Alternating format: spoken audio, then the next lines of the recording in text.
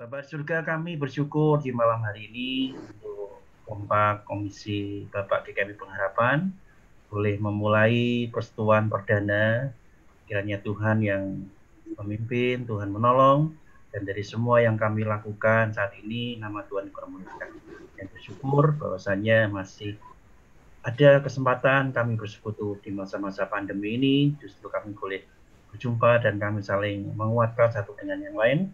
Juga acara ini juga disusun dengan kreatif, ini semua juga untuk kami semua. Kiranya Tuhan menolong khususnya untuk para pengurus, Pak Theo dan teman-teman yang mempersiapkan acara ini, dan yang boleh berlangsung di dalam kemuliaan Tuhan. Terima kasih ya Tuhan. Amin.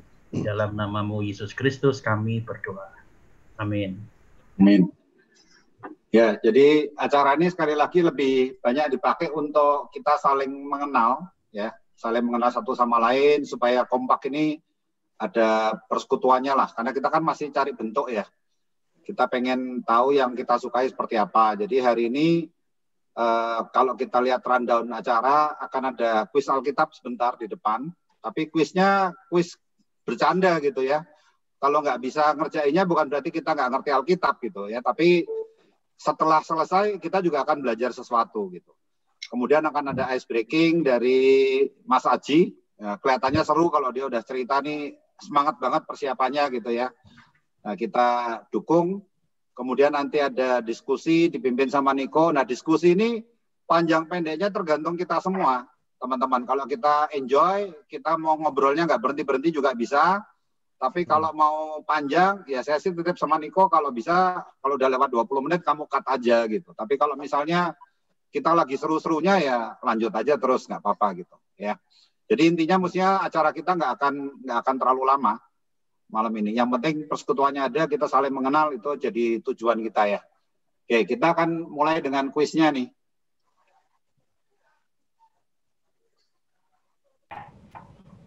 Bentar. Oke, jadi ini adalah kompak perdana kita. Ya, kita sebut edisinya 2020-001 ya. Nanti kalau 1 bulan lagi kita jalan lagi ya 2020-002 gitu.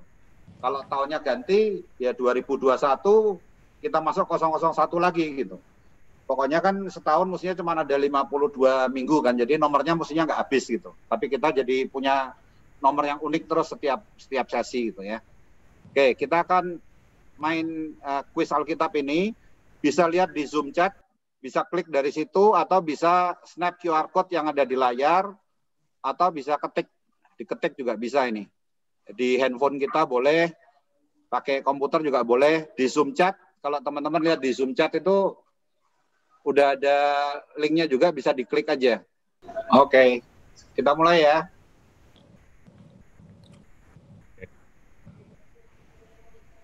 Main rawa belum loh, Pak?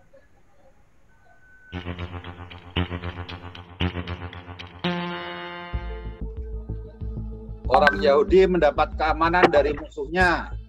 Ditetapkan Mordekai sebagai hari raya. Waduh. Kita punya 30 detik nih. Lupa. Hari raya apa? Ditetapkan Mordekai. Orang Yahudi mendapat keamanan dari musuhnya. Saya pertanyaannya gini, saya nggak enak Pak. Kalau kalah malu. Belum tahu.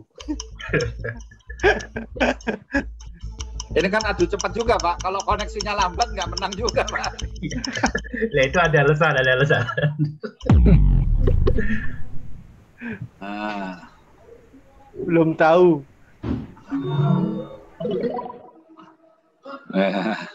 Gunung Mas. Saya tahu langsung Gunung Mas ini siapa.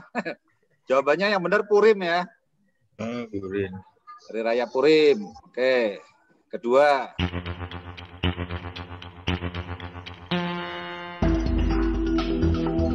Lokasi Yesus naik ke surga di dekat mana? Ini pilihan ini, gampang.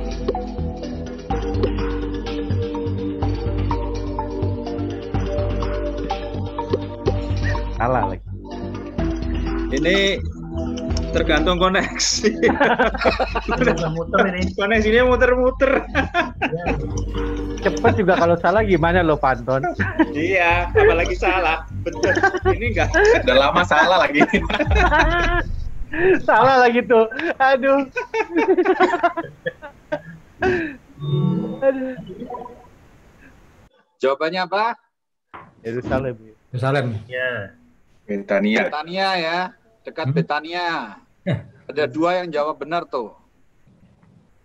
Pak Ya, Pendeta mereka yang setelah benar. dari situ pulang ke Yerusalem, tapi waktu naik ke surga di dekat Betania, luar kota kan.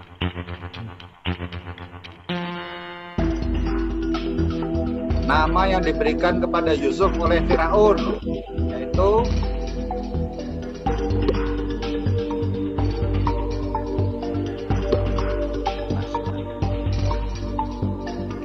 Mau coba.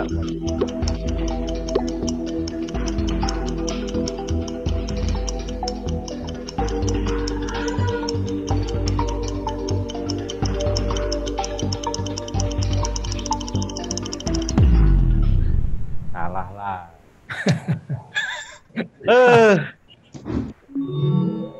Wih.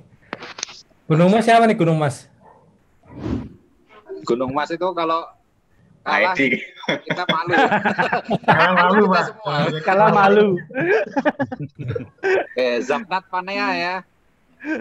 Ini pelajaran sekolah minggu ini. Aduh. Nah, pilih nama anak-anak Isai. Yang benar dikasih centang semua.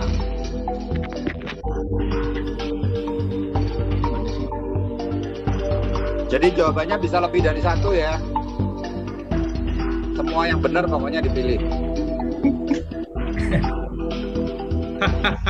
Banyak lupa.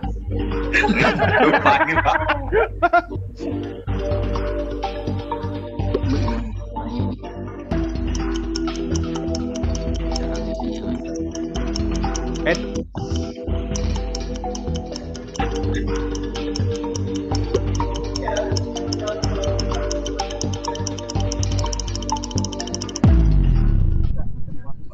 Incorrect.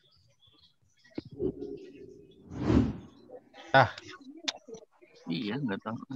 Gunung Mas masih memimpin. Ya.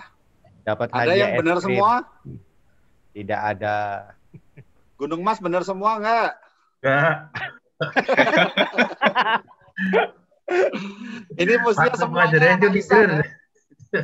5-5-nya anak Isa ini. Jadi mestinya ditik semua ini. Ada anak yang perempuan, ada anak yang laki. Gitu. Anak lakinya ada 8, tapi yang ada namanya di Alkitab cuma 7.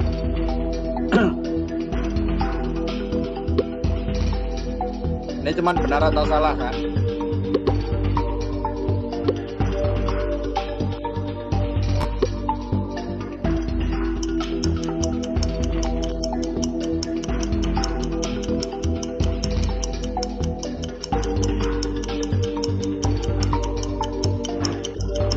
Ini kalau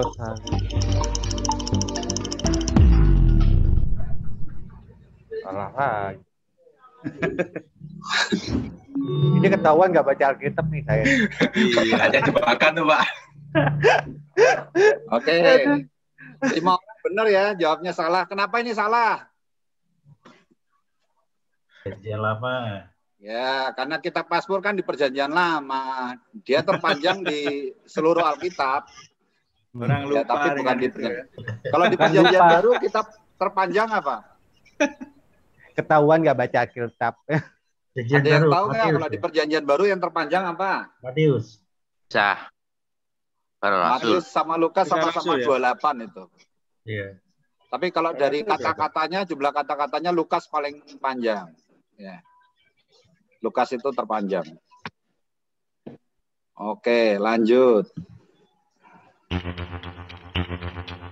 Kayaknya ini soal terakhir.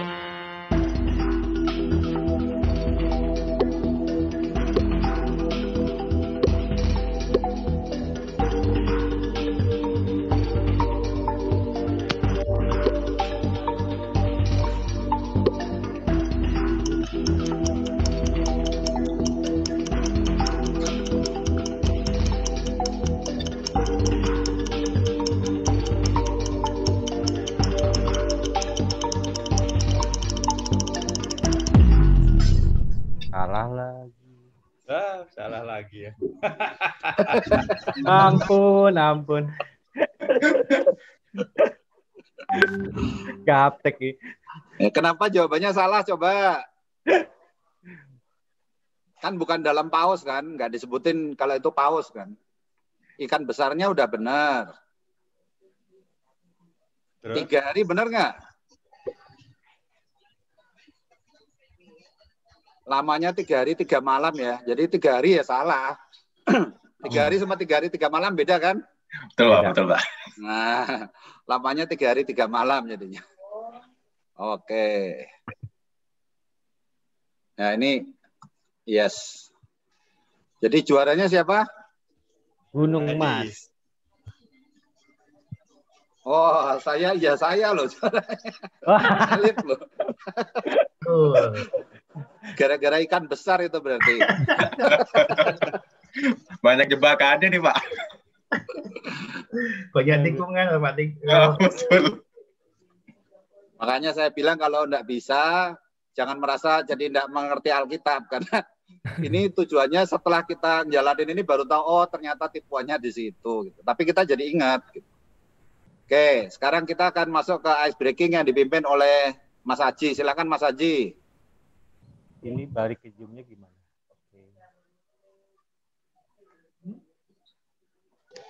Oke, selamat malam Bapak-bapak semua. Malam. Salam ya, tetap semangat ya. Iya. Semangat gak nih? Luar biasa. Semangat. Oh iya, Semangat, Pak. Semangat. Jadi sebelum ice breaking, saya coba yuk kita semangat dikit, kita bergairah dulu. Saya akan ajak yel-yel ya. Yel-yel kompak pengharapan perdana kali ini, saya akan berikan contoh begini. Yuk, ayo, kompak pengharapan, bersatu, saling mengasihi. Yo, ayo, kompak pengharapan, berkumpul, siap melayani. Kita nyanyikan 2 kali. Pada saat saya bilang kompak, bersatu, pengharapan, siap melayani. Oke? Yuk, kita mulai dari hitungan ketiga. 1, Nah, diulang-ulang. Yang pertama saling mengasihi, yang kedua siap melayani. melayani. Betul. Betul Pak Teo. Oke? Saja, Pak. Yuk, kita sambil bertepuk ya, biar semangat nih. Oke. 3, 2, 1, yuk. Yuk, ayo, kompak pengharapan, bersatu, saling mengasihi. Lupa. Yuk, ayo, ulang ya. Kita ulang lagi ya Pak ya. Oke. 3, 2, 1. Yuk, ayo, kompak pengharapan, bersatu, saling saling mengasihi. mengasihi. Yo, ayo, kompak pengharapan, berkumpul, siap melayani. Oke. Berkumpul siap melayani ya. Oke. Ya. Oke, selanjutnya saya akan memberikan ice breaking kita. Di sini saya namakan lempar bola imajinasi ya. Di sini permainannya cukup mudah. Setiap peserta menyiapkan dua pertanyaan yang berhubungan dengan kegiatan kita sehari-hari ya. Di sini kita juga ingin tahu sih sebenarnya sejauh mana sih kesamaan kita, visi misi kita ya. Pasti ada yang sama dan tidak ada yang sama. Di sini saya coba praktekkan. Saya sebagai pemain pertama, saya melempar bola ke Budi. Misalkan Budi udah siap menangkap bola. Dan dia bilang apa? Tangkap. Saya ulang lagi. Saya lempar ke Budi dengan satu pertanyaan. Budi menangkap bola. Saya bilang, apa kesukaan makanan Budi? Gitu ya. Nah, Budi menangkap bola. Terima kasih Pak Haji. Kesukaan saya adalah bakpao. Makan bakpao. Nah, dari Budi melempar bola ke tim yang lain. Jangan melempar bola dengan orang yang sudah pernah menangkap bola. Kalau ada kesalahan, ada eksekusinya. Maksudnya kita bernyanyi, kita nyanyi, terserah mau nyanyi apa, mau bintang kecil kayak mau apa gitu ya. Kita jadi suasana kita biar cair gitu ya. Kita mulai ya. Jadi setiap peserta 2 pertanyaan untuk dilemparkan kepada rekan yang akan menerima bola dan semua siap menangkap bola. Nah, karena saya tidak ada pakai laptop, jadi saya nggak kelihatan siapa pesertanya ya. Jadi kita mulai aja ya Pak Theo ya. Oke, Saya silakan. sebagai oke. Semua siap, tangannya begini semua. Siap menangkap bola. Oke. Saya pemain pertama. Pak Handi, apa kesukaan Bapak? Hobi Bapak apa? Pak Handi menangkap bola. Oke, Pak Handi jawab. Ya. Sukanya main game. Apa hobi Bapak? Main game. Oke. Pak Handi siap melempar bola ke tim yang lainnya. Saya lempar ke Panton. Pertanyaannya? Oh, pertanyaannya. Pertanyaannya apa? Siap, pertanyaannya apa buat Pak Anton? Kalau main sama anak-anak, waktunya kapan? Kalau main Kapan sama waktunya main sama anak-anak? itu belum Atau masih mute? Masih mute. Nah. Jangan mute dong. Oke, pertanyaannya kapan waktu bermain dengan anak-anak? Ya. Ya. Oh, saya bermain waktu dengan anak-anak waktu mereka masih kanak-kanak. Berarti nggak bisa main sekarang. Iya Pak, lucu Pak. Terserah yang jawab kan? Iya, lucu. betul. Lempar. Saya lempar ke Pak Edi. Iya Pak. Apa warna kesukaan Pak Edi? Biru. Kenapa biru? Nggak ditanya tadi. Dilempar Pak Haji lagi boleh nggak? Kenapa? Silakan Pak. Boleh. Ke Pak Haji Kenapa? lagi boleh? Boleh, Haji karena belum saya belum dilempar buka bola. Lemparin terus nanti Pak Haji. Boleh Pak. Ya Pak Listio. Ya. Warna yang suka apa Pak? Kenapa Pak? Warna Warna yang Pak Listio kesukaan. nggak suka? Paling nggak suka hitam. Saya lempar ke Niko. Makan apa Siap. tadi siang? Makan apa tadi siang? Tadi siang makan nasi Padang, Pak. Mini Jaya mantap. Oke, saya lempar ke Pak Theo. Oke, Kalau saya ada hari libur, mau ngapain, Pak? Saya kalau libur kerja. Kalau kerja libur. Kerja libur, betul. Oke, saya oper ke Pak Hendra. Sport yang paling disukain apa Pak? Olahraga apa yang paling disuka? Diving. Nah, Diving. baru tahu saya. Ayo dilempar ke siapa Pak? Ya, saya lempar ke Pak Jun tuh belum. kalau makan suka pedas atau suka nggak pedas, Pak? Nah, dilempar ke siapa Pak? Haji. Oh, Wah, kalau saya tangkap dulu nih Pak bolanya nih Pak Hendra. Biar agak sedikit manis ya Pak Hendra ya. Saya kesukaannya pedas Pak Hendra. Aku saya suka pedas. Berarti ada yang belum? Ada yang belum? Pak Jun belum. Pak Jun. Oke, saya lempar ke Pak Jun. Pak Jun, apa kesukaan minuman Bapak? Excelso. Excelso. Pakai merek loh. Harus disebut brand, Pak. Harus itu berarti. Boleh saya ketangkap belum itu nggak? Nggak kelihatan bolanya, nggak kelihatan. Angkat Oke, bola. udah semua ya berarti ya? Udah semua ya Pak Theo ya berarti ya? Udah.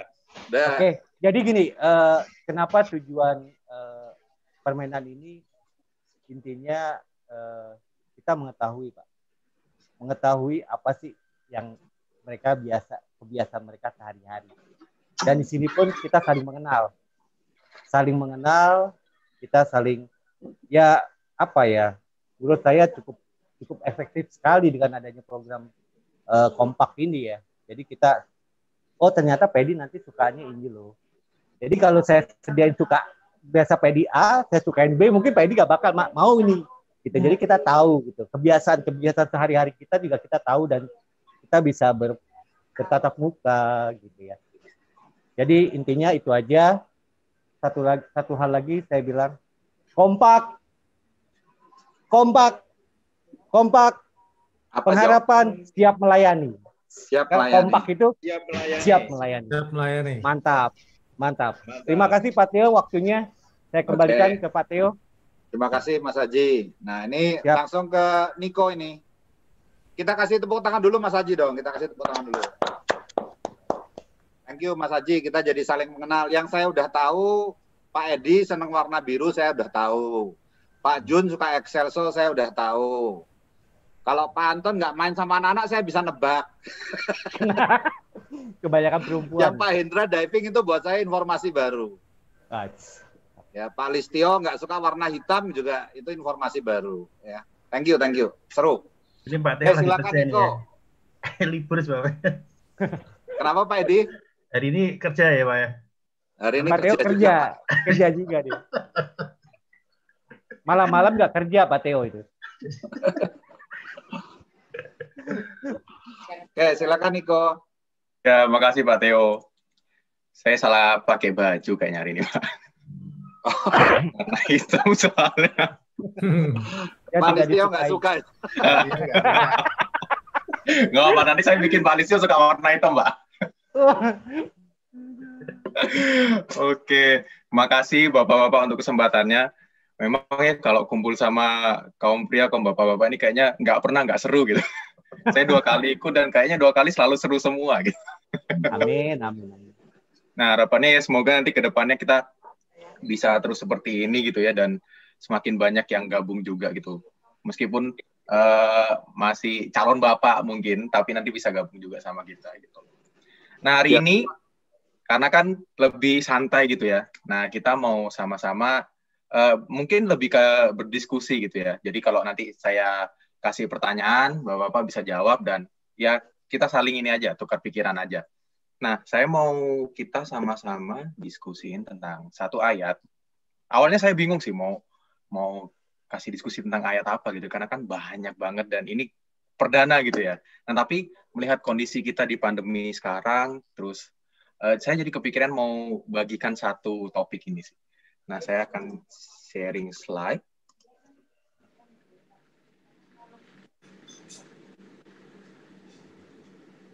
Nah, kalau Bapak-Bapak lihat satu ayat ini gitu ya. Ini satu ayat yang kita sangat sering baca, kita sangat sering dengar.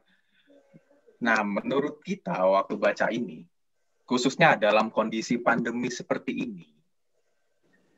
Nah, bagaimana penerapannya? Bagaimana yang kita rasakan ketika membaca satu ayat ini, dan pertanyaan yang paling perlu kita jawab, dalam kondisi seperti ini, siapakah sesama kita itu? Nah, monggo silakan Bapak-Bapak bisa jawab. Ya, kalau menurut saya ya Niko ya, kalau lihat dari kasihilah sesamamu itu kan berarti kita dengan yang seiman gitu ya. Kita bisa berbagi kasih itu memang di dalam kondisi pandemi ini memang agak sedikit dilema. Tapi memang biar bagaimanapun kita harus banyak belajar. Karena apa? Dalam kehidupan itu kan biasanya notabene, khususnya di dalam pekerjaan saya, yang mayoritas karyawan kami itu adalah di luar dari orang-orang yang seiman dengan saya. Nah, disitulah kita bisa belajar bagaimana kita memahami kondisi mereka, keadaan mereka, baik itu di dalam pekerjaan mereka, di dalam upah mereka. Memang agak sulit, tapi buat kita sebagai anak Tuhan, saya lagi coba terus belajar. Memang saya lagi belajar. Memang tidaklah mudah mengasihi, lebih-lebih mengasihi orang yang kita musuhi, kita benci. Itu yang agak sulit, tapi kita bersyukur bahwa memang Tuhan kasih hikmat. Tuhan kasih semua itu seperti apa ya? Seperti air mengalir aja deh. Maksudnya dalam arti konteks kita percaya bahwa Tuhan itu Maha Pengampun. Makanya kita belajar mengasihi itu bukan berarti kita mengasihi dalam bentuk uang, tapi dalam bentuk mungkin pengalaman atau apa. Itu aja sih menurut saya ya. Itu aja, Pak. Terima kasih Pak Haji. Jadi kalau bagi Siap. Pak Haji, sesama itu lebih ke ini ya, apa, rekan kerja khususnya yang nggak seiman gitu. Karena dalam masa pandemi seperti ini mungkin lebih bakal sering bersinggungan, lebih banyak berinteraksi gitu ya. Nah, kalau bagi bapak-bapak yang lain mungkin kata sesama ini kalau bagi diri kita paling sesuai bagi kita tuh dengan siapa?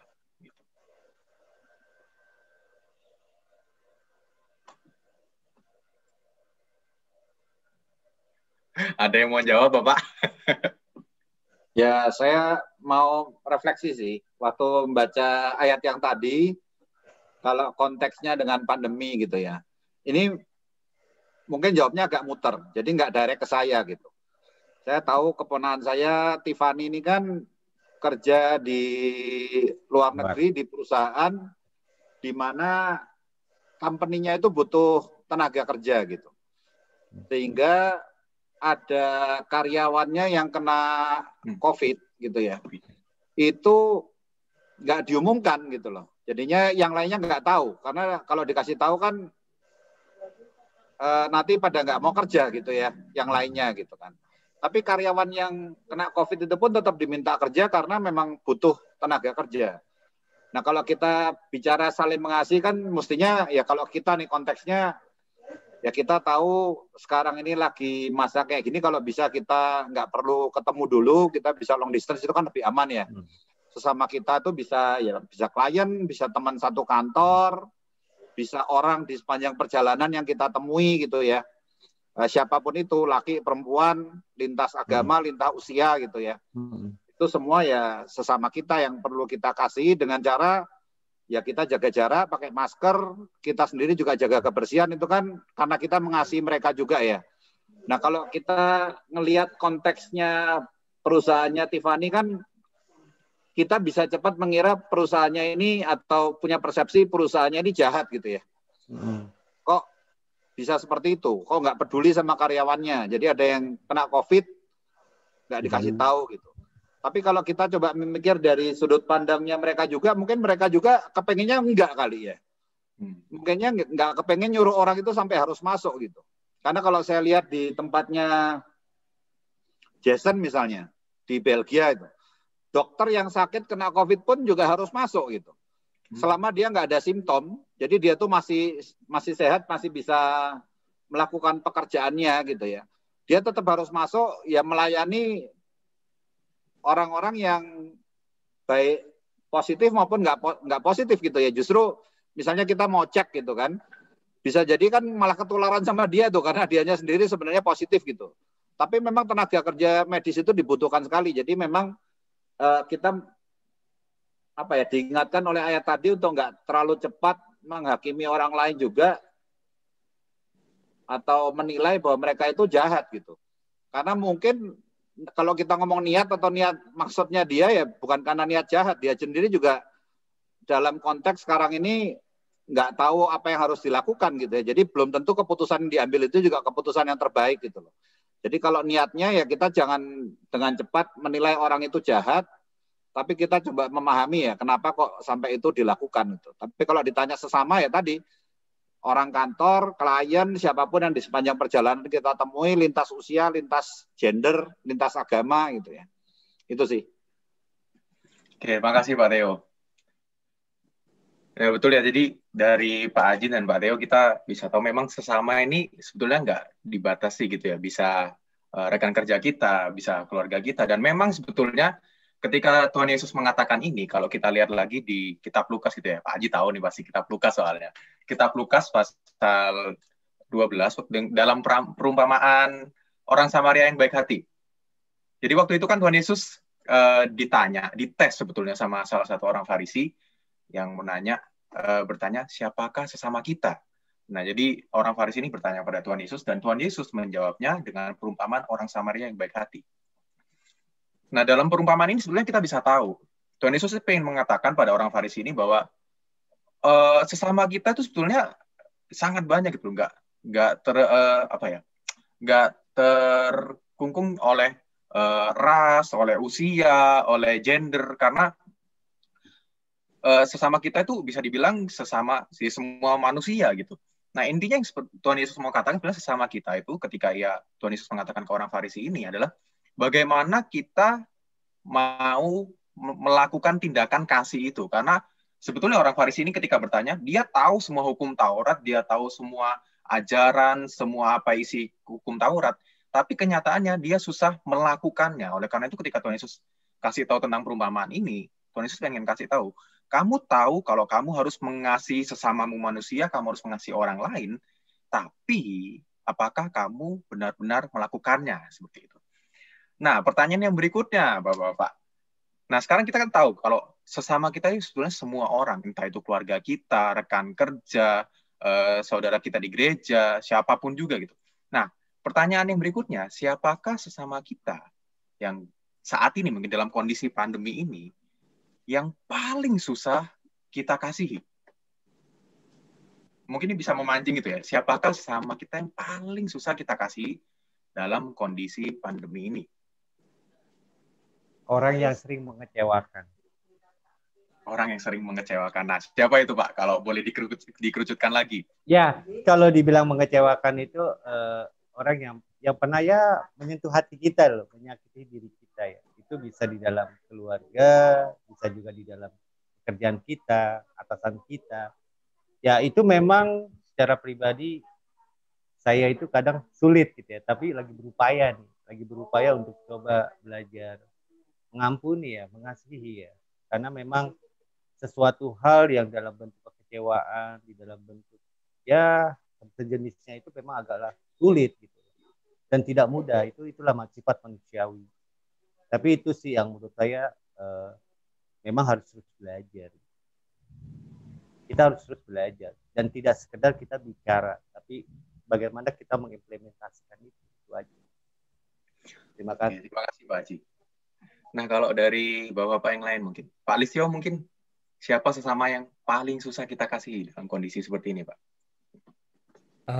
Kalau saya lihat berita terakhir ini, tahu sendiri kan yang paling bikin susah negara ini. Rasanya kalau saya suruh mengasihi mereka, jujur aja masih agak susah ya, walaupun tidak bersinggungan langsung ya. Tapi dengan ketidakpedulian mereka malah bahkan sengaja membuat onar dan seperti itu, buat saya pribadi masih susah untuk mengasihi. Oke, terima kasih Pak Listio. Ya, mungkin ini sama ya bagi kita semua, mungkin agak susah mengasihi oknum-oknum tersebut gitu ya Pak ya, karena seringkali kadang mereka nggak pikir panjang dalam melakukan sesuatu gitu. Oke, terima kasih Pak Listio. Kalau Pak Handi mungkin siapa sama yang bagi Pak Handi paling susah dikasihi?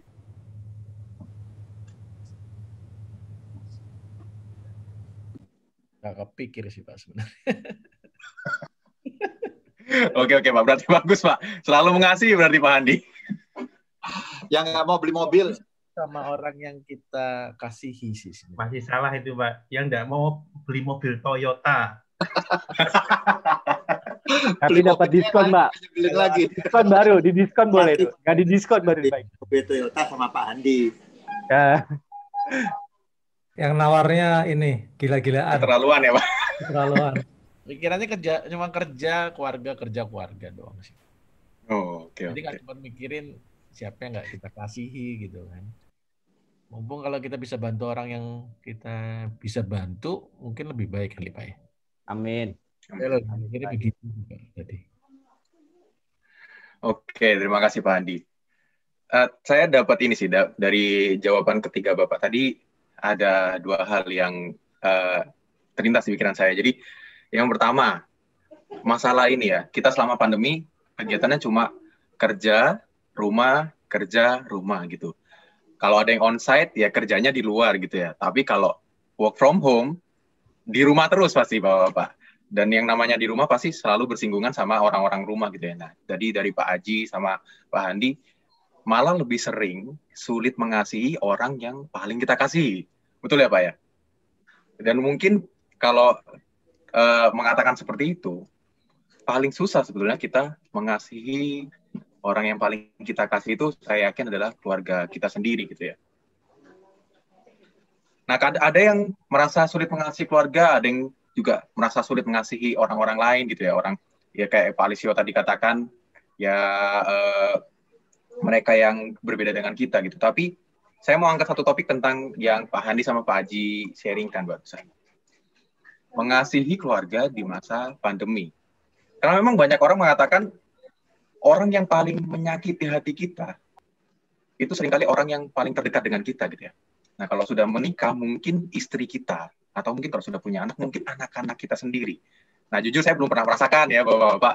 Nah, berharap nanti bisa merasakan lah ya. Tapi memang saya yakin ini satu kebenaran yang pasti gitu. Karena semakin dekat kita berrelasi dengan seseorang, ketika orang tersebut menyakiti kita, wah, rasa sakitnya itu semakin dalam gitu ya. Nah, pertanyaannya, bagaimana dengan kita mengasihi keluarga kita di masa pandemi ini? Karena pasti setiap hari, apalagi kalau work from home gitu ya, ketemunya pasti sama istri, sama anak-anak gitu ya. Kalau tinggal sama orang tua juga mungkin sama orang tua kita. Nah, bagaimana kita mengasihi keluarga kita di masa pandemi? Karena namanya ketemu setiap hari, pasti juga lebih banyak bersinggungan, lebih banyak konflik. Kalau awalnya mungkin kita sebelum ada pandemi ini, kalau kerja dari pagi sampai malam mungkin nggak ketemu sama mereka gitu ya. Tapi di dalam kondisi seperti ini, mau nggak mau kita dikondisikan untuk terus bertemu dengan mereka. Dan pasti juga banyak bersinggungan dan kadang mungkin konflik juga semakin banyak gitu ya. Kadang dikit-dikit mungkin cekcok gitu. Nah, bagaimana dalam kondisi seperti ini, bagaimana kita mengasihi keluarga di masa pandemi? Ada yang mau kasih jawaban mungkin? Lebih susah atau lebih gampang? Itu Bapak. Kalau Pak Edi gimana Pak? Ya, sama aja ya. Masa pandemi atau enggak buat saya sama aja.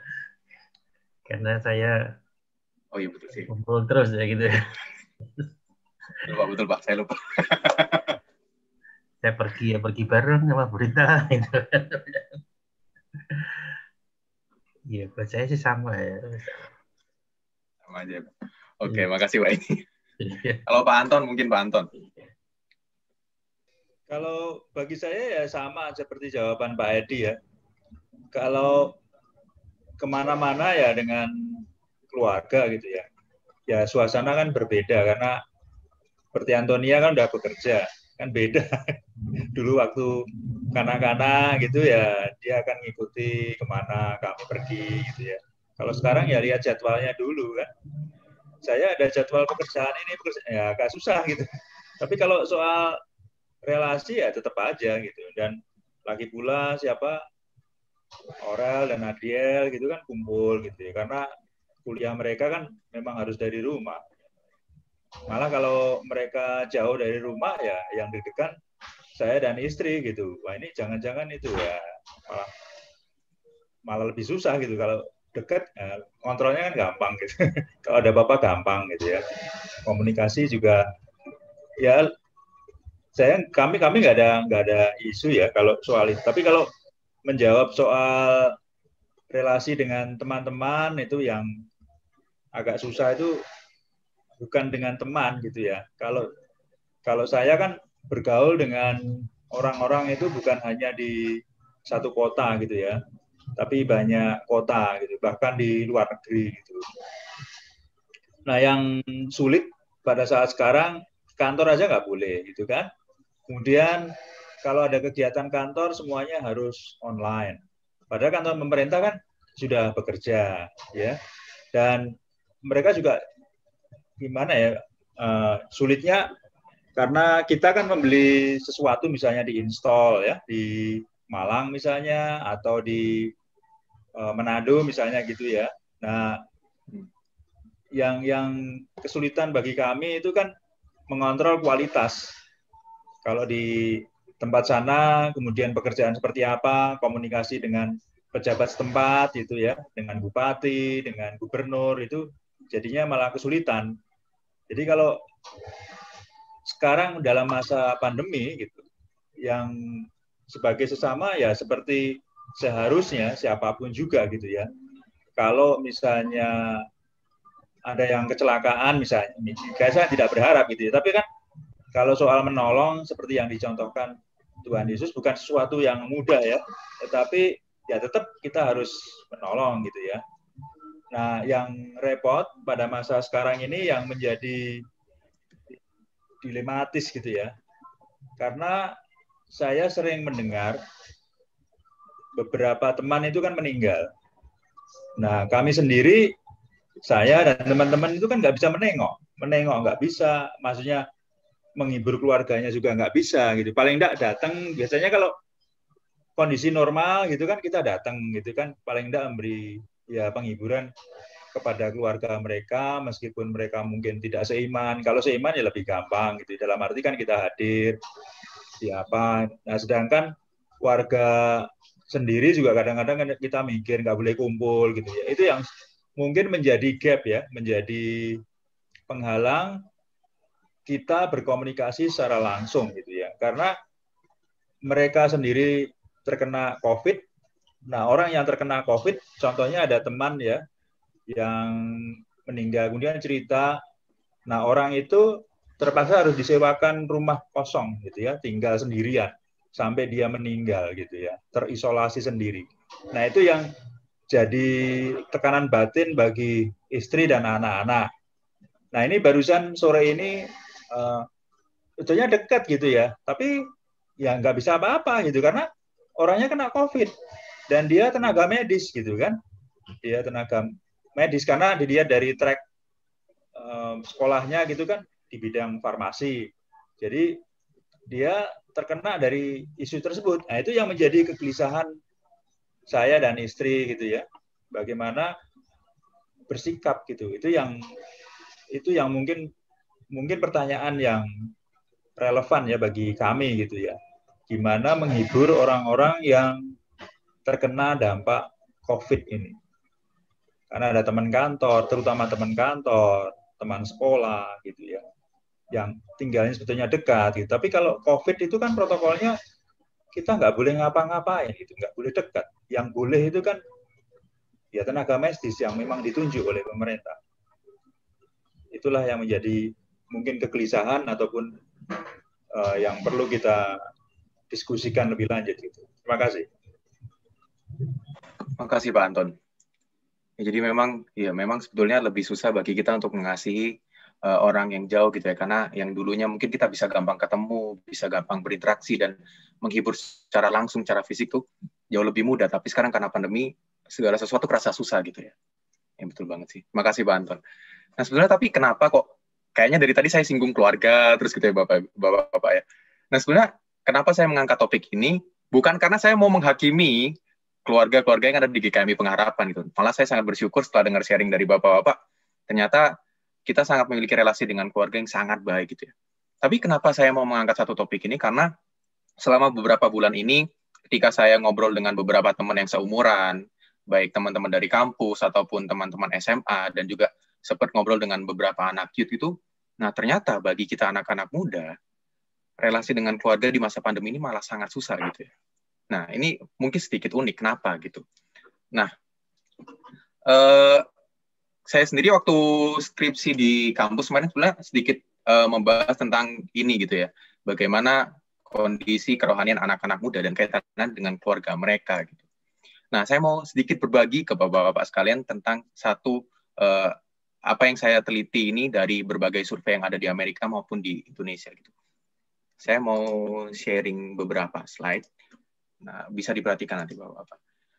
Nah, yang pertama adalah ini. Jadi, generasi sekarang dan mungkin sebagian besar anak-anak dari Bapak-Bapak yang ada di tempat ini adalah generasi Z atau generasi milenial gitu ya.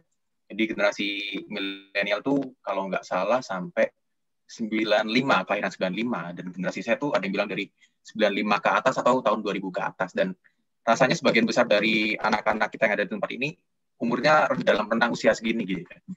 Nah, ada satu buku yang mengatakan bahwa generasi Z yang ada sekarang ini, mereka adalah sebuah generasi yang tidak memiliki pengalaman atau pengetahuan rohani yang berakibat mereka tidak dapat menunjukkan atau mengekspresikan nilai-nilai kehidupan rohani mereka. Nah, kenapa bisa seperti ini? Nah, dalam beberapa penelitian yang dilakukan, sebetulnya yang paling banyak berpengaruh terhadap identitas diri anak-anak muda zaman sekarang itu lebih kepada keluarga daripada gereja gitu. Banyak orang yang berpikiran kalau masalah kerohanian ini pasti pengaruh paling besar dari gereja gitu ya. Tapi ternyata waktu saya teliti, ada salah satu penelitian di Indonesia itu yang mengatakan 89% pengaruh itu malah dari keluarga gitu. Karena mungkin setiap hari ketemu, setiap hari berinteraksi gitu ya. Nah, gereja itu 60%. Jadi lebih tinggi pengaruh dari keluarga gitu. Nah, dalam satu buku juga, ini memang penelitiannya bukan sangat update gitu ya, beberapa tahun belakangan ini, tapi saya pikir masih bisa kita pakai sebagai acuan. Nah, di Amerika, hanya sepertiga keluarga Kristen yang mendiskusikan topik mengenai Tuhan, firman Tuhan, doa, dan hal-hal religius atau spiritual lainnya dalam 1 minggu. Jadi, kalau nggak pas hari Minggu di gereja, dalam hari-hari biasa tuh mereka nggak pernah mendiskusikan tentang hal-hal ini. Nah, ini di Amerika. Berikutnya, dari survei di Amerika juga, nih jadi Barna satu badan survei yang cukup besar. Nah, mereka dalam surveinya mengatakan bahwa kurang dari 10% orang tua yang setiap minggunya tuh teratur pergi ke gereja gitu ya bersama anak-anaknya, kurang dari 10% orang tua yang seperti itu membaca Alkitab bersama, berdoa bersama, atau berpartisipasi dalam pelayanan sebagai satu keluarga. Apa artinya? Berarti dari sebegitu banyaknya orang tua yang mungkin setiap minggunya aktif ke gereja, tapi dalam hari-hari mereka, dari Senin sampai Sabtu gitu ya, mereka tuh jarang membaca Alkitab bersama, mereka jarang berdoa bersama, atau mungkin jarang melakukan mesbah keluarga gitu ya. Nah, saya sangat bersyukur di GKMI Pengharapan ini banyak keluarga-keluarga dan banyak dari kita bapak-bapak kepala keluarga yang benar-benar mengkhususkan waktu untuk punya satu waktu untuk mesbah keluarga, untuk berdoa bersama dengan keluarga kita gitu ya. Nah, ini memang di Amerika, Bapak. Nah, gimana kalau di Indonesia? Oh, ini ada satu lagi. Dalam satu survei yang diadakan, ketika para pembina anak muda ini ditanyain gitu ya, youth pastor itu ditanyain, nah, pengaruh yang paling besar, yang paling sulit mereka rasakan tuh kenapa sih? Nah, bagi beberapa youth pastor yang ada di Amerika, mereka mengatakan mereka kesusahan untuk membina spiritualitas anak-anak muda, membina kerohanian anak-anak muda, karena ada sekitar 68% orang tua tuh yang nggak memprioritaskan pertumbuhan kerohanian anak-anak muda. Nah, kalau dari survei yang saya lihat, dari Amerika khususnya, karena sebagian besar tuh survei pasti dari Amerika. Dari Indonesia tuh cuma ada satu survei dari Bilangan Research Center. Jadi, ini bukunya, ini salah satu lembaga survei di Indonesia yang cukup update. Tahun 2019 kemarin mereka baru melakukan survei. Nah, dari buku ini mereka mengatakan Indonesia itu jauh lebih baik ternyata. Karena lebih dari 70% responden yang disurvei itu mengatakan bahwa ibu mereka adalah teladan hidup mereka. Sedangkan sekitar 50% responden mengatakan mereka juga dapat meneladani ayah mereka. Kemudian, sayangnya hanya sekitar 50% responden yang mengatakan bahwa hubungan ayah dan ibu mereka itu harmonis. Jadi cuma setengah. Nah, setengah lain ini mengatakan kalau hubungan ayah dan ibu itu kurang harmonis. Nah, berarti ada sekitar minimal tuh 20% dari responden anak-anak muda yang mengatakan bahwa walaupun ayah dan ibu, papa dan mama mereka ini adalah seorang Kristen, pengikut Kristus, tapi secara ironisnya mereka melihat bahwa hubungan di antara ayah dan ibu mereka ini kurang baik. Nah, gitu. Nah, saya jujur tidak mengerti bagaimana kondisi keluarga dari bapak yang ada di tempat ini gitu ya. Tapi saya berharap ini nggak terjadi dalam keluarga kita gitu. Nah, dari hasil survei yang saya baca ini, saya menyimpulkan sampai saat ini banyak orang tua yang tidak menganggap bahwa mereka adalah penanggung jawab utama dalam pertumbuhan spiritualitas anak-anaknya. Nah, kalau berdasarkan survei ini, bagaimana respon kita terhadap hasil survei ini?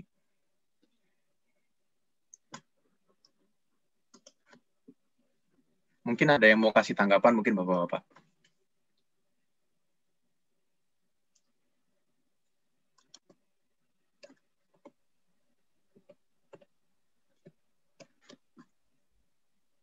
Ada? Kayaknya mungkin masih bingung gitu ya. Halo. Silakan ya, Pak Andi. Ya, kalau kayaknya sih saya termasuk survei itu. Jadi tidak ada misbah keluarga, ya maksudnya jarang sih. Kebanyakan main kali ya. Oke, makasih Pak Andi. Ya memang kenapa saya memaparkan hasil survei ini, karena sebetulnya ya ini kan saya sebagai posisi saya sebagai anak gitu ya mungkin ya. Saya nggak bisa melihat posisi saya sebagai bapak, sebagai kepala keluarga. Nah, makanya saya berusaha menyampaikan kepada kita semua bagaimana mungkin posisi anak-anak kita gitu. Karena kenyataannya banyak terjadi hal-hal seperti ini dalam keluarga-keluarga di Indonesia juga. Meskipun kalau dibanding dengan Amerika, keluarga di Indonesia tuh jauh lebih baik. Jadi masih banyak keluarga yang memperhatikan kerohanian anak-anak mereka. Nah, semoga dari hasil survei ini kita jadi aware juga gitu ya. Karena ini satu hal yang sangat penting Bapak-Bapak. Selama ini sepengetahuan saya, sepengalaman saya di gereja asal saya di Jember, banyak sekali orang tua yang merasa kalau masalah kerohanian, masalah iman tuh udah selain ke gereja aja. Itu urusannya Pak Edi, itu urusannya Niko, itu urusan hamba Tuhan. Nah, seringkali orang tua tuh berpikiran seperti ini. Nah, ini adalah satu hal yang sebetulnya sangat berbahaya gitu. Karena dari survei tadi kita juga lihat, sebetulnya pengaruh paling besar terhadap iman anak-anak kita itu adalah dari diri kita sendiri. Bagaimana mereka melihat kerohanian kita, bagaimana mereka melihat teladan kita. Dan itulah kenapa saya mau mengangkat satu topik mengasihi keluarga. Dan mungkin khususnya lebih ke mengasihi anak gitu ya. Karena ini satu hal yang sangat penting dan terkadang kita nggak sadar. Terkadang ya, bukan selalu Bapak-Bapak. Nah, itulah sebabnya kenapa ini hal yang sangat penting. Karena di dalam Alkitab sendiri, kalau kita lihat, banyak bagian dalam Alkitab itu yang mengingatkan kita bahwa orang tua, khususnya ayah kita kaum pria ini adalah kepala keluarga. Contohnya dalam Ulangan pasal 6 ayat 4-7 dalam sebuah bagian yang bernama Shema Israel gitu ya. Nah, dalam bagian ini dikatakan, dengarlah hai orang Israel, Tuhan itu Allah kita, Tuhan itu Esa. Kasihilah Tuhan Allahmu dengan segenap hatimu dan dengan segenap jiwamu dan dengan segenap kekuatanmu. Apa yang kuperintahkan kepadamu hari ini haruslah engkau perhatikan. Selanjutnya dikatakan, haruslah engkau mengajarkannya berulang-ulang kepada anak-anakmu dan membicarakannya apabila engkau duduk di rumahmu, apabila engkau sedang dalam perjalanan, apabila engkau berbaring, dan apabila engkau bangun. Jujur Bapak-Bapak, sebelum saya skripsi dan baca benar-benar gitu ya beberapa bagian firman Tuhan ini, saya nggak terlalu sadar kalau di sana ada satu penekanan bagaimana seharusnya orang tua itu punya tanggung jawab, punya tugas untuk mengajarkan kepada anak-anak mereka mengenai firman Tuhan, mengenai perintah Tuhan. Bahkan kalau dalam konteks itu ya, orang Israel itu dikasih tahu untuk mengajarkannya berulang-ulang hari lepas hari gitu. Nah, tapi kalau kita lihat tadi, sebelum mengatakan untuk mengajarkannya, Tuhan tuh mau kasih tahu kita untuk melakukannya terlebih dahulu. Dengarlah hai orang Israel, Tuhan itu Allah kita, Tuhan itu Esa. Kasihilah Tuhan Allahmu dengan segenap hatimu.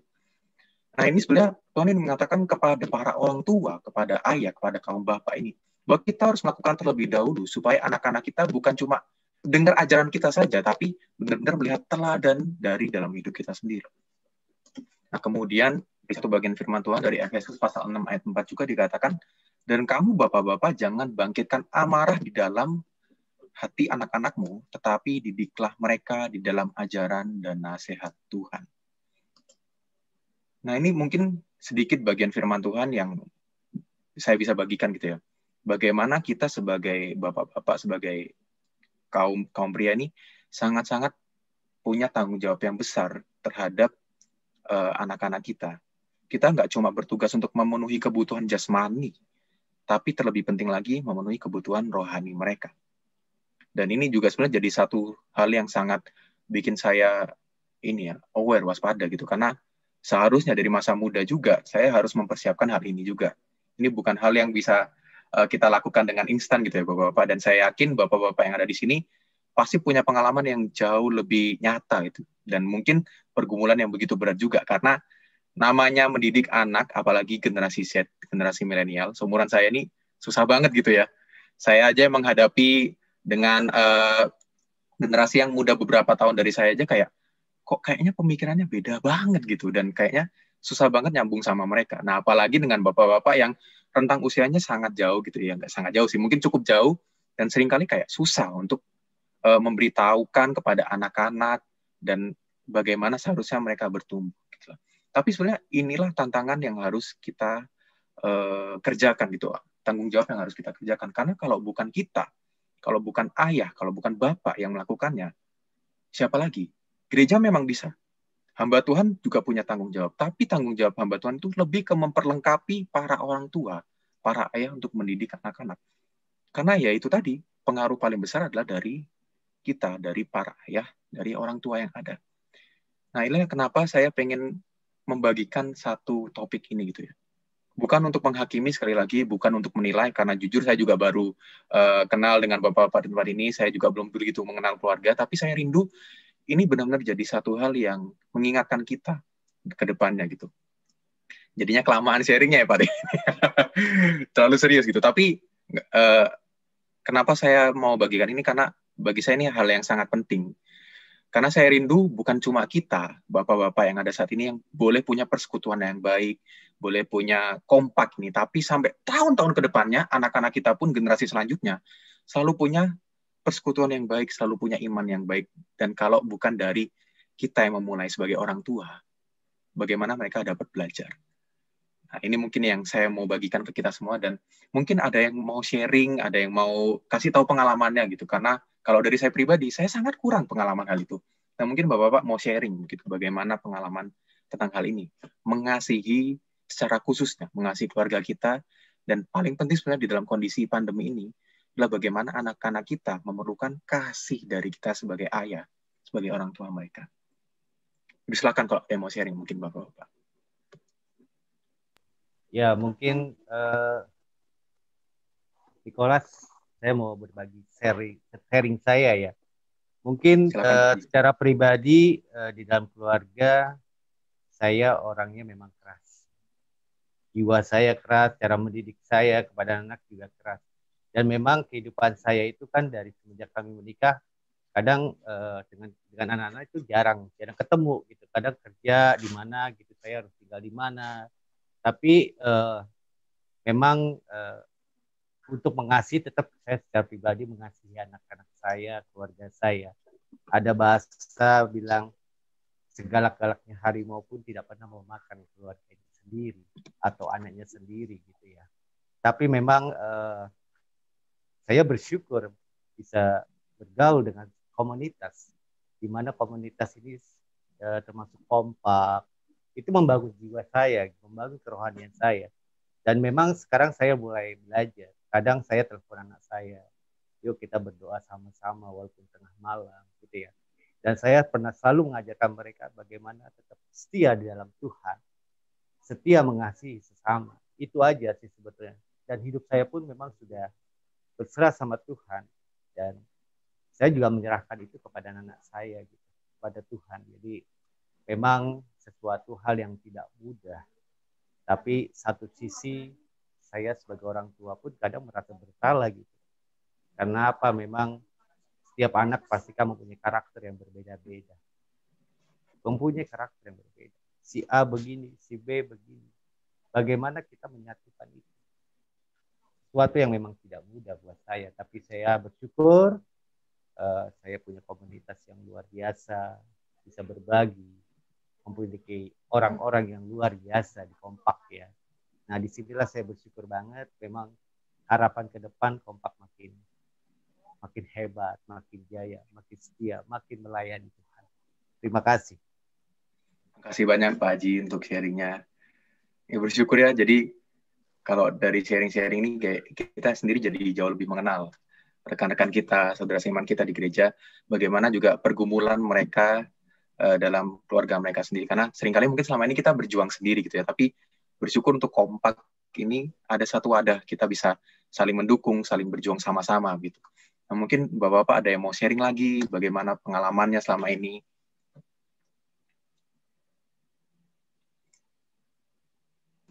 Boleh saya sharing? Silakan Pak Deo. Ya saya sih bersyukur setiap malam tuh kita tetap ada kesempatan ya untuk family altar bareng-bareng gitu. Bahkan ya sih nggak pernah lelah untuk telepon Jason gitu ya untuk ngajakin dia untuk join gitu kalau bisa. Kalau dia misalnya ada kesibukan ya dia nggak bisa join karena kan memang jamnya beda ya. Jadi kadang-kadang jamnya kita family altar tuh kalau jam 9 malam gitu, di sana dia lagi jam-jamnya sibuk ngerjain tugas gitu, meeting sama teman. Jadi kadang-kadang nggak bisa join. Tapi kalau memang bisa ya dia join gitu. Dan kalau saya juga ngelihatnya bersyukurnya Yaya kan tipe yang ya kepengennya memang anak itu dijejelin supaya mengasihi Tuhan gitu loh. Jadinya setiap ada kesempatan itu selalu dikaitkan dengan ya bagaimana kita itu harus mengasihi Tuhan, mengasihi sesama gitu kan, mengasihi keluarga, hormat sama orang tua gitu. Kalau saya ngelihat apa ya, saingan kita itu sama dengan ini ya, internet ya. Karena saya perhatiin anak-anak saya itu dia chatnya itu sama orang-orang yang saya nggak kenal, nggak pernah ketemu gitu kan. Kalau di rumah kan selalu di rumah. Anak-anak saya bukan tipe yang senang keluyuran atau kelayapan main di luar gitu, enggak, di rumah. Tapi saya nggak tahu dia chatnya sama siapa aja gitu. Jadi kadang-kadang saya juga ya minta dia untuk open, untuk terbuka kalau misalnya ada suatu pemikiran yang berbeda dari apa yang biasa kita bahas. Karena kalau kita bahas kayak di family altar gitu kan, entah satu perikop atau apa yang kita baca dari renungan itu selalu kan ditanya apa aplikasinya buat kamu gitu. Jadi mereka masing-masing tuh pasti mesti cerita lah gitu. Mereka tuh dapat apa gitu. Kalau mereka nggak sharing pasti nggak selesai itu. Jadi mereka tahu mereka harus sharing apa yang mereka dapat gitu kan dari renungan hari itu. Gitu. Nah biasanya kalau misalnya apa ya, ada suatu pemikiran yang berbeda dari apa yang biasa kita diskusikan kalau malam itu, saya minta untuk mereka cerita. Jadi kayak suatu saat tuh saya temukan Henok itu nggak mau saya ajak nonton ini Captain Marvel waktu itu yang perempuan. Ya karena perbincangan di internet tempat dia ngobrol itu semua ngobrolnya, oh Captain Marvel itu simbol perempuan yang ya super feminis, jadi social justice warrior gitulah, dimana mereka itu mau menunjukkan mereka tuh nggak kalah sama ya kaum pria gitu kan. Dan ya ini semua pemikiran-pemikiran yang menurut saya bilang kalau kamu ada yang terganggu atau ada yang menurut kamu nggak biasa dengan yang kamu biasanya baca atau bahas sama papi mami ya, jangan percaya sama mereka gitu ya, jangan langsung ikut percaya 100%. Tapi coba ya kita berargumentasi dulu. Kalau menurut kamu mereka benar gitu ya, yakinin papi kan, kalau mereka benar papi juga kepengen benar gitu. Papi juga kepengen tahu gitu kan. Ya jadi biasanya kita ya berargumentasi lah dengan rasio ya. Jadi kira-kira mana yang benar ya. Kalau kita sih selalu juga membawa kembali ke firman Tuhan, karena kan semua hikmat itu ya datangnya dari situ kan. Kira-kira di bagian mana itu dibenarkan atau justru kelihatan kalau itu nggak sesuai gitu dengan firman Tuhan gitu kan. Nah itu yang menjadi patokannya lah gitu. Jadi bukannya nalarnya kita juga ya, kita memang punya nalar sebagai orang tua, kita bilang kita punya pengalaman, tapi belum tentu kita juga benar gitu kan, kita mesti cek gitu. Kalau misalnya ada sesuatu yang kita nggak tahu juga ya kita mesti sama mereka itu, karena mereka sekarang informasi itu kan ada di ujung jari mereka juga gitu.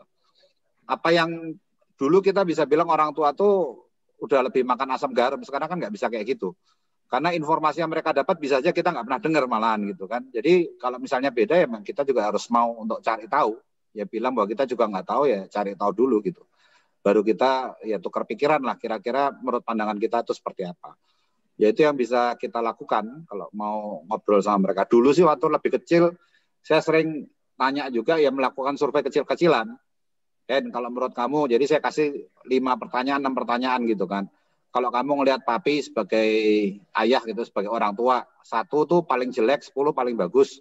Ada di mana misalnya kamu ngelihat papi sayang sama kamu, sayang sama mami apa enggak gitu. 1 paling nggak sayang, 10 paling sayang, itu ada di mana. Jadi dia biasanya akan menjawab, jadi kayak quick pulse saja gitu. Yang saya pernah kaget, ini waktu zamannya dia SD ya, dia pernah bilang, kan saya tanya, kamu respect nggak sama papi gitu?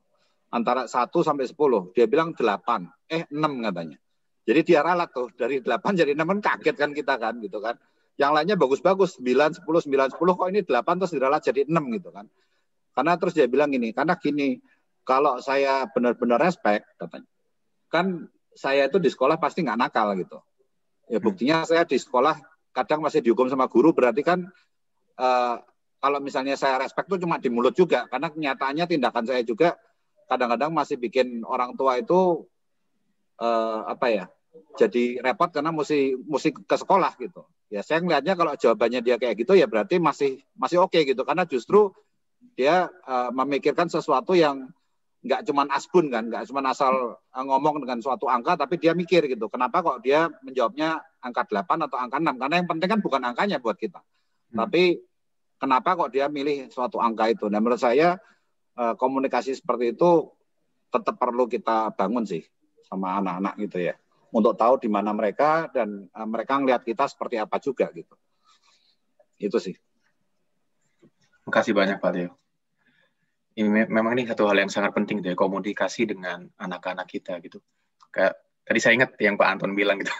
Kalau sekarang tuh kayaknya semakin susah buat kita bisa main sama anak gitu ya. Kalau mungkin waktu mereka kecil kayak lucu, seneng gitu ya bisa main sama mereka. Tapi sekarang semakin mereka dewasa kok kayaknya juga merasa semakin jauh gitu ya. Karena yaitu mereka dapat informasi yang banyak, dan kalau kita nggak mendekat ke mereka, ya mereka mungkin malah menjauh juga gitu. Karena mungkin bagi mereka udah punya komunitas sendiri, mereka punya wadah sendiri gitu.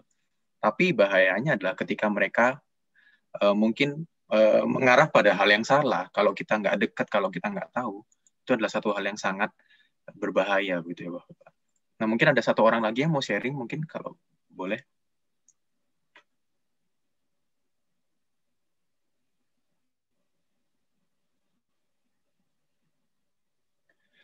Kalau nggak ada saya sharing deh, mungkin untuk tutup. Jadi kalau dari tadi kan sudut pandang sebagai orang tua gitu ya. Kalau saya sekarang sebagai sudut pandang sebagai anak gitu ya. Karena mungkin umur saya juga sama dengan beberapa anak dari bapak-bapak yang di tempat ini gitu kan ya. Nah jadi kalau saya sendiri sebetulnya saya dari keluarga yang baik-baik, keluarga yang cinta Tuhan, keluarga yang dari saya kecil tuh papa mama udah aktif pelayanan di gereja, bahkan berapa kali jadi majelis gitu ya. Dan akhirnya saya juga dari kecil udah aktif sekolah minggu, remaja baru masuk komisi pemuda remaja tuh langsung dijadikan pengurus gitu loh. Tapi ternyata ada efek sampingnya dari semua hal itu. Dan sampai saya SMA, saya di itu sudah sempat cerita dan mungkin Pak Edi udah tahu gitu. Sampai saya SMA itu saya cuma jadi Kristen KTP gitu, karena sekedar tahu mengikuti keinginan orang tua, tapi secara hati itu belum benar-benar terima Tuhan Yesus. Dan ini uniknya, malah benar-benar terima Tuhan Yesus tuh mengalami perdobatan yang sungguh-sungguh. Bagi saya merasakannya tuh malah setelah masuk sekolah teologi gitu. Nah ini unik kan, kenapa kok bisa masuk gitu, padahal biasa wawancara dan tes tuh sangat ketat gitu loh. Nah saya juga bingung sih waktu keterima, kok bisa keterima gitu. Tapi mungkin ya saya cuma bisa percaya ini jalan Tuhan loh, karena setelah masuk sekolah teologi dalam 1 bulan awal tuh Tuhan benar-benar mengubahkan hati saya gitu.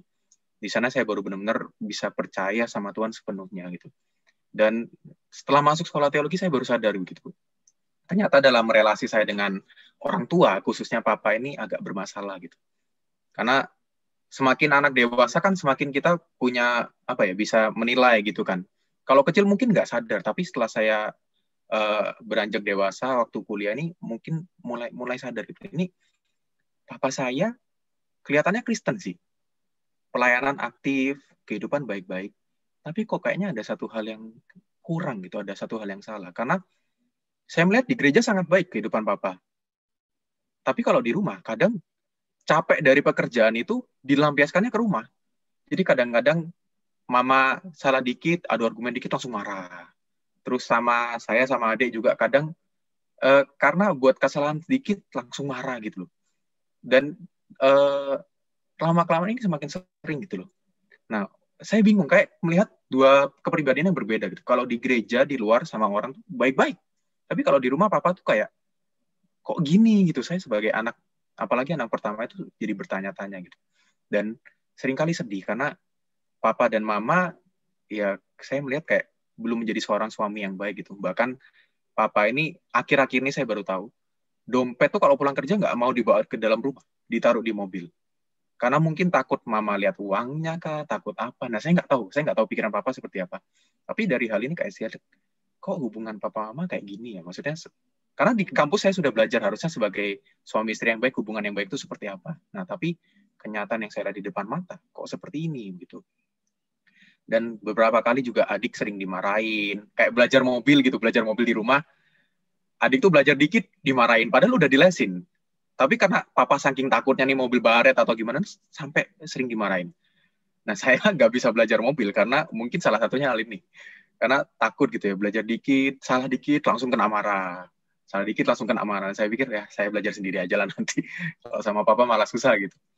Nah, tapi ini sih, saya yang baru sadar, ternyata dalam kehidupan saya, sampai saya beranjak dewasa, papa tuh sangat jarang membicarakan mengenai iman, mengenai kerohanian. Ya, ngasih tahu pasti, kamu harus jadi anak yang baik, harus begini, kalau ke gereja harus begini. Ketika sekolah teologi pun selalu memberitahu hal yang baik. Tapi ketika saya nggak bisa melihat itu dalam kehidupan papa, ini sangat berbekas begitu. Karena bagi seorang anak, apalagi seorang anak laki-laki yang harusnya bisa meneladani papanya, wah itu sangat susah bapak-bapak. Dan ya memang bagi saya sangat susah sih, karena dari saya pribadi, saya punya mungkin masalahnya belum selesai dengan papa, tapi ketika saya sebagai seorang hamba Tuhan, saya juga harus mengajarkan bagaimana yang seharusnya. Dan ini mungkin perjuangan yang harus terus saya perjuangkan gitu ya. Bagaimana saya sendiri berusaha nantinya semoga menjadi seorang ayah yang baik, tapi juga bagaimana saya sebagai anak terus berusaha ya berbicara, berkomunikasi dengan papa, karena kenyataannya sangat susah untuk bisa berkomunikasi dengan papa ketika papa sendiri tidak bisa membuka diri begitu. Nah, saya sangat bersyukur kalau dari sharing bapak-bapak sekalian, dari Pak Theo, Pak Haji, Pak Handi, Pak Lisio, Pak Anton, Pak Edi, Pak Jun juga tadi, sama Pak Hendra, saya melihat kok keluarga dari bapak-bapak di tempat ini baik-baik gitu ya, dan saya sangat bersyukur gitu. Nah, harapannya ke depannya kita juga bisa lebih baik lagi menjadi seorang ayah, menjadi orang tua, karena ya nggak bisa bohong, masa depan anak-anak kita, iman dan kerohanian anak-anak kita juga dipengaruhi oleh iman kita sendiri gitu. Nah, terima kasih Bapak-Bapak untuk sharingnya.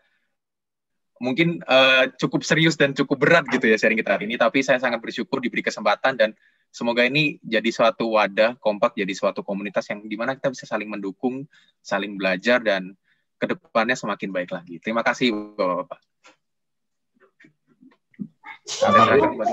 Ya, kita sebagai kaum bapak juga jadi banyak refleksi nih. Ya, banyak pertanyaan-pertanyaan kamu yang menggelitik, yang membuat kita juga mikir di mana lagi kita pasti perlu improve gitu ya kan. Selalu ada ruang untuk perbaikan kan.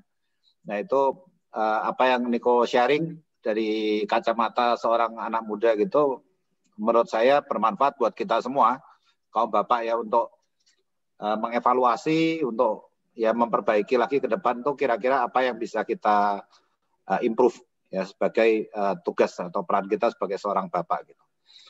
Oke, karena waktu kita sudahi diskusi kita gitu ya.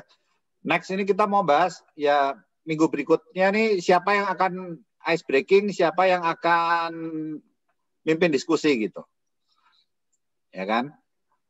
Ada usulan? Pak Edi pemimpinnya. Ice breaking-nya mungkin Pak Jun ya. Bisa pakai ini juga kalau misalnya kita stuck. Oh iya. Kita bisa pakai ini loh. Nah. Kalau pada nggak mau mengajukan diri, ketuanya aja yang ngatur, kita ngikut deh.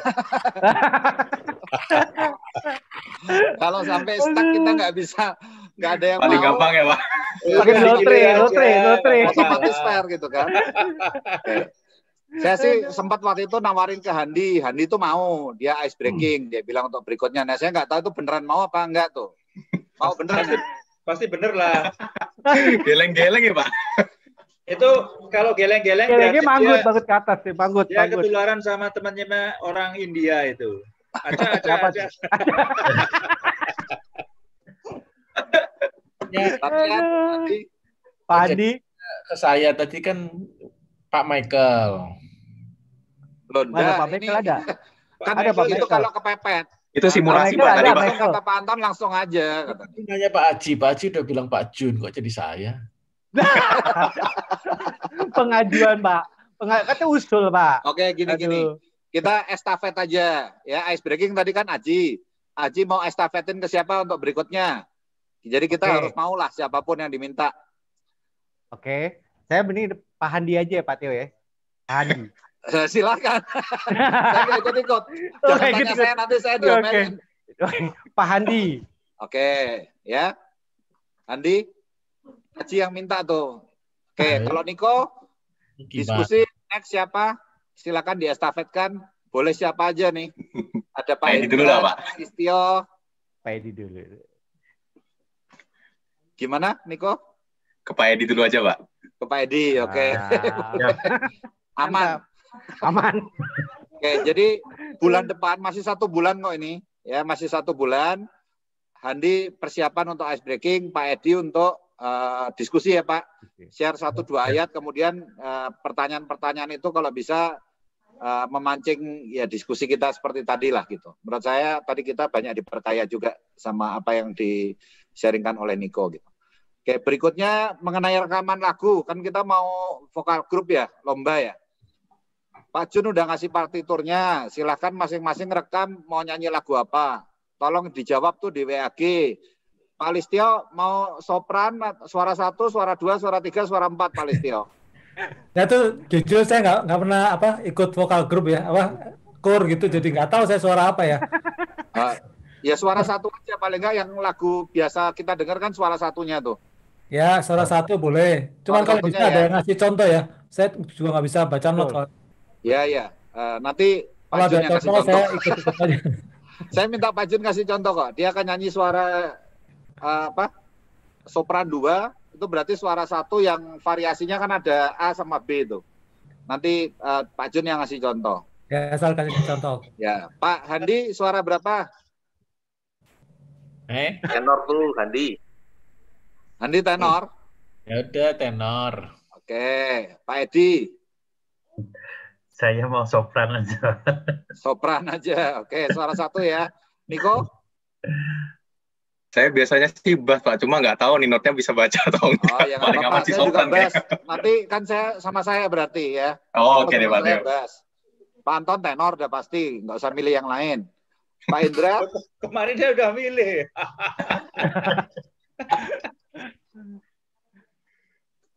Ya, terus terang nggak bisa nyanyi. Berarti main musik, Pak. Main musik bisa, mainin musik. Oke, Pak. Nggak apa-apa, Pak. Ya, nggak apa-apa, Pak. Ini kan di film bisa diedit. Pak nyanyi aja, nanti suaranya saya edit, Pak. Iya, seperti yang waktu itu nyanyi itu kan ya? Iya, nanti suaranya saya hilangin bisa kok, Pak? Firman Tuhan bilang, berikanlah yang terbaik. Itu terbaik, Pak. Nggak mau itu, Pak. Nggak bisa. Ditampil aja gitu. Nekat kok. Iya, Pak. Firman Tuhan. Ya, Mas Haji suara 1. Boleh. Oke, berarti nanti dilengkapin di WAG ya. Nanti saya kirim lagi, tolong dilengkapin suara 1, 2, 3, 4 gitu. Cuman Pak Jun, teksnya, tolong kasih contoh suara 1-nya Pak Jun. Ya, nanti saya kirim. Oke, sip. Suara 4 nanti saya juga rekam. Ya, kalau bisa dalam minggu ini, ya Sabtu depan kita kirim lah. Karena kan batasnya tanggal 31 ya Pak Edi ya? Ya 30 atau 31 lah. 31 kan batasnya akhir bulan kan. Nah, kita masih ada 22 tambah 7, 29. Kalau bisa itu paling lambat kita kirim ya. Hari Sabtu depan gitu. Iya. Mungkin teks lagunya ya Pak Teo ya? Kenapa? Kan belum teks lagunya saya nggak hafal. Oh, teks lagunya nanti kita kirim. Soalnya butuh waktu setelah kita ngerekam kan Pak Edi masih perlu ngedit itu. Pak Edi butuh waktu berapa hari Pak Edi ngedit? Ya kalau sehari dongkrok ya bisa, tapi kan belum dongkrok. Sediain teh ya Pak ya? Kan kalau Sabtu masih tanggal ini Pak, 28. Ya Jumat lah ya, Jumat tadi. Jumat, oke. Ya teman-teman sampai hari Jumat ya batasnya ya. Iya, tapi saya khotbah ya. Iya, iya. Oke lah, nggak apa-apa, Jumat nanti saya tak tempatkan sehari. Nggak apa-apa ya Pak. Nggak apa-apa. Oke, terima kasih Pak Edi. Jadi teman-teman kalau kita mau bantu Pak Edi, semakin cepat kita submit, semakin menolong Pak Edi itu. Karena Pak Edi bisa nyicil gitu. Ngedit itu kan bisa dicicil ya Pak ya. Bisa. Ya, jadi kalau yang udah selesai duluan silakan dikirim. Oke, begitu aja teman-teman. Tanggal November. kapan kita kompak lagi nanti menyusul aja, kan masih 1 bulan. November itu 30 Pak Teo. Kenapa? November maksimal 30. Oh, November maksimal 30 ya. Oke, berarti Pak Edi 28, 29, 30. Ya cukup lah Pak. Iya, ya, cukup. cukup. Cukup. Nanti saya bantu-bantu juga paling ya Pak ya, buat edit-editnya. Mungkin kalau Ya, ini ada waktu 5 menit gitu, Pak Jun bisa jelasin yang misalnya yang nggak bisa baca not tuh, kan ada sopran 1, 2, ini dibuka slide-nya sebentar, dijelasin supaya semua Ya. paham gitu, Pak. Boleh? Pak Boleh, Jun boleh. bisa? Udah siap belum? Jelasin. Itu kan YouTube aja di setel kan. Ya tinggal YouTube aja di setel Pak. Apa namanya itu sesuai partitur aja nanti waktu ngerekamnya Bapak sesuai partiturnya aja. Itu ada solonya, pakai solonya nggak itu Pak? Nggak solo itu berarti semuanya nyanyi. Oh, lah itu yang perlu penjelasan. Jadi Yang ada, dari awal itu semuanya nyanyi Pak. Semua suara apa nyanyi semua. ada Kemudian sopran tenor, sopran apa namanya, sopran. baru nanti kan waktu bait yang kedua ya, kalau nggak salah itu udah dipecah sopran sama tenor. Baru nanti dipecah lagi beberapa suara lagi, 4 suara Pak, kalau nggak salah begitu. Tapi di awal tuh memang 1 suara semua. Ya. Kalau menurut saya kita intinya ngerekamnya full aja Pak. Nanti tinggal Semuanya waktu full. editing. Jadi kapan pecah, kapan ini waktu yang edit itu. Jadi nanti semua yang nyanyi itu nyanyinya full dari awal sampai akhir Pak. Jadi kalau misalnya suara 1 terus nyanyi terus gitu Pak. Nah, meskipun suara 2 atau suara 4 gitu Pak ya, itu dari awal tuh nyanyi dari suara 1 dulu karena itu kan udah unison Pak. Waktu di awal tuh unison jadi 1 suara semua. Ngikutin musik yang dari Adwin itu. Ya, ngikutin musik dari Adwinnya, tapi yang nyanyi itu dari awal tuh udah unison dulu. Baru kemudian nanti dipisah. Baru nanti pecah. Ya oke, nanti kalau misalnya kalau ini kan ada waktu misalnya 5 menit Pak Jun bisa jelasin, mungkin bisa lebih paham semua gitu loh Pak. Kalau misalnya Ya jadi kalau kita mau ngerekam itu nanti semua nyanyi dari awal. Meskipun kita mau tenor 1, tenor 2 atau apa semua bass atau alt itu ya. Itu kita nyanyi dari awal semuanya 1 suara dulu baru nanti dipecah ke masing-masing suaranya sesuai dengan apa namanya ketentuan dari partitur yang udah dikirim Pak. Iya. Jadi yang pasti tidak ada solo ya, solo itu dibuat semua. Tidak ada. Itu semuanya 1 suara. Maksudnya semua nyanyi dalam 1 suara di awal ya. Iya.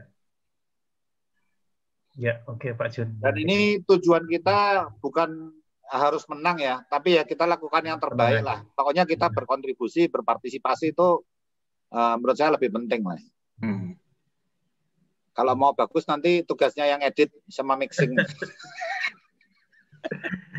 Oh ya pakai baju putih ya, teman-teman pakai baju putih. Mau pakai dasi atau enggak? Apa baju putih aja? Serah. Tanya ada enggak? Baju putih aja deh. Baju putih aja nggak usah dasi ya?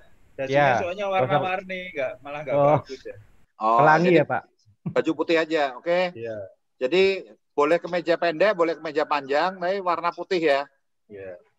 Oke. Ambilnya landscape aja ambilnya ya. Ngambilnya landscape semua ya. Itu suara sebanyak itu bisa di mixing Pak? Bisa Pak. Bisa Pak, kan mesti ngikutin sama musiknya Pak. Kalau yang saya buat kan ikan pakai layarnya banyak kan itu suaranya. Iya. Saya 30 track bisa Pak. Bos. Oke Pak. 30 track. Jadi kalau orang yang 90 ya nanti dioper lagi, nanti digabungin lagi. Iya. Jadi artinya Pak Listio bisa nyanyi 1, 2, 3, 4 Pak. Silakan. Bisa. Mantap Pak. Ya slot.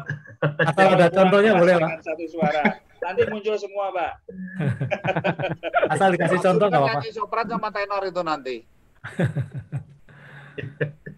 Aduh. Oke ya. Ya. Kita coba paling lambat dari Jumat disubmit ke Pak Edi. Kalau ada pertanyaan, ya silakan tanya di grup aja. Ada kesulitan apa, ngomong di grup aja. Ini Pak Jun buatnya untuk masternya, untuk contohnya kapan? Saya udah ada Pak, nanti saya tinggal kirim aja Pak. Oh, suaranya Pak Jun sudah ada ya? Udah, saya udah kirim, tapi nggak pakai video, baru suara Pak. Karena waktu saya ngomong sama si Adwin untuk bikin musiknya dulu. Oh, ya nggak apa-apa. Paling nggak ada contohnya kan? Contoh suaranya dulu sih Pak. Ya. Nanti saya baca. Atau nanti Pak Saya kirim nanti tenor sama sopran kalau nggak salah saya udah bikin sih. Ya. Oke. Ya Pak Jun, terima kasih. Ya silakan ditutup. Pak Hendra mungkin bisa tutup dalam doa Pak Hendra.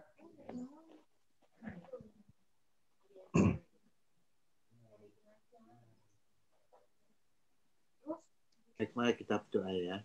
Ya Tuhan, kami sungguh bersyukur untuk waktu dan kesempatan di mana kami boleh bersekutu melalui Zoom. Walaupun kami terpisah, tapi kami percaya semua yang kami lakukan ini akan berkenan di hadapan Tuhan dan Tuhan memberkatinya. Supaya kami semuanya boleh mendapatkan pengalaman-pengalaman sharing, kita boleh bisa mengetahui lebih banyak mengenai masalah-masalah dalam keluarga maupun kami sebagai seorang laki-laki, sebagai seorang anak maupun sebagai seorang ayah. Kami mohon Tuhan memberkati kami supaya kami terus maju dan setiap waktu kami akan diperbaharui dan diperbaiki. Terima kasih Tuhan Yesus. Kami menyerahkan selanjutnya untuk keluarga kami supaya kami tetap dalam nama Tuhan. Terima kasih Tuhan Yesus, dalam nama kami berdoa dan bersyukur. Amin. Amin. Terima kasih Bapak-bapak semuanya. Terima kasih. Tetap semangat, kompak. Iya, barusan kepikir kalau itu kan lombanya kan nyanyi. Nanti kalau misalnya Pak Hendra mau pakai puisi aja di depan, jadi kita ada tambahan aja sendiri buat video kita. Nggak nyanyi Pak, puisi kan ini kan speknya Pak Hendra. Mungkin saya kira sih Pak Hendra direkam aja mangap-mangap nggak apa-apa Pak, karena itu kan ada beberapa orang yang barangkali pakai 2 atau 3 suara Pak. Jadi nanti kalau orangnya sedikit malah kelihatan loh, ini kok suaranya suara yang nyanyi banyak tapi kok yang keluar cuma itu aja gitu. Ya kamu akan muncul kepalanya 2 lah. Kalau kamu nyanyi tenor sama sopran ya waktu nyanyi tenor keluar, waktu nyanyi sopran keluar lah. Tergantung editornya Pak. Keluarin apa enggak? Aduh. Atau yang dimunculkan Pak Jun semua ya? Malah lebih seragam ya. Bukan. Pak Jun suaranya bisa 30 ya? Bukan. Pak Jun itu dirubah itu Pak Theo, mimik ya Pak Theo. Mukanya ya, pakai topi gitu ya. Kalau tadi saya usul pakai rumis gitu. Dia 30 detik di depan sebelum kita nyanyi ada puisinya. Kan lombanya nyanyi tidak masalah, tapi kita kasih tambahan aja bonus. Kita akan kasih yang terbaik. Tapi harus tahu teksnya ya. Teksnya sudah ada oh ya? Ada. Udah saya kirim Pak. Pak Indra ini jago bikin puisi ini. 30 detik Pak. Kalau mau 30 detik nggak apa-apa. Itu kan berapa menit ya? 2 menit. Boleh Pak Indra. Jadi ada kontribusinya juga. Yeah. Malah akan beda dari yang lain itu. Iya pasti beda. Ada Pak. Tambahnya. Dicoba. Siap. Oh, belum ada ide. Ya enggak apa-apa Pak. Kan sampai tanggal 28 hari 28. Masih ada Senin sampai Jumat Pak. Iya. 30 detik aja ya Pak. Ya biasanya tuh mikir itu Pak lama Pak soalnya. Iya. Ya nanti kalau ketemu direkam landscape kirim aja Pak. Luar. Kalau susah itu kalau puisi.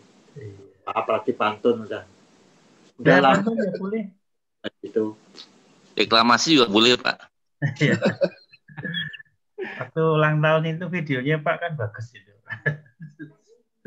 Keren itu, cuma saya ingat itu. Ekspresinya ada, kata-katanya bagus juga. Ya oke Pak Indra, nanti baik, kalau dapat ide hari Jumat tanggal 28 ya, tanggal 28 kirim ya Pak. Boleh. Ya. Tapi maksudnya 28 itu jangan malam ya. Jadi kan saya kerja 29 repot saya gitu ya. Jadi 27 malam ya. Ya, 28 saya sudah hari. Jadi Kamis. Kamis malam mentok itu udah. Oke. Jadi Jumat saya sudah start untuk bikin. Ya. Oke, semuanya. Mari Pak. Semuanya Terima selamat kasih. malam. Pamit ya. Sukses selalu. Terima kasih Pamit. Bapak. Terima kasih semua Bapak-bapak. Mari. Oke. Tetap semangat.